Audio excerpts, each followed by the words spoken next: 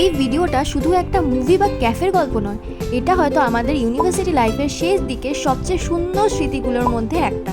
প্রথমেই একটা ছোট্ট আপডেট, অনেকদিন ভিডিও দিতে পারিনি কারণ সামনেই আমার এমএসসির শেষ সেমিস্টারের পরীক্ষা। এই পরীক্ষার পরই আমার একাডেমিক লাইফের একটা বড় অধ্যায় শেষ হয়ে যাবে, তাই এখন পুরো ফোকাস পড়াশোনায়। যেহেতু ইউনিভার্সিটি আর কয়েকদিন মাত্র, তাই আমরা সবাই মিলে ঠিক করলাম যে একদিন একটু না হয় ঘুরেই আসা যাক। আর আমরা দেখতে গেলাম ওয়েলকাম টু দ্য জঙ্গল। যদি আগের ওয়েলকাম সিরিজ ভালো লেগে থাকে তাহলে এই সিনেমাটাও বেশ ভালোই লাগবে। প্রায় প্রত্যেকটা সিনেই হাসির মুহূর্ত, আর এতগুলো কমেডি কিং একসঙ্গে পর্দায় দেখাটা সত্যিই দারুণ অভিজ্ঞতা। সবচেয়ে ভালো লেগেছে পুরোপুরি ফ্যামিলি ফ্রেন্ডলি, কোনো অস্বস্তিকর বা ডাবল মিনিং হিউমারই নেই। আর কখন যে 1.5-2 ঘন্টা কেটে গেল বুঝতেই পারিনি। আর সবচেয়ে মজার বিষয় হলো আমরা সবাই একসঙ্গে একই মুহূর্তে হেসে উঠছিলাম। এক একজনের রিয়াকশন দেখে আবার নতুন করে হাসি পাচ্ছিল। এক্সামের এত চাপের মধ্যে এই কয়েক ঘন্টা যেন সত্যিই একটা ছোট্ট রিফ্রেশ বাটনের মতো কাজ করলো।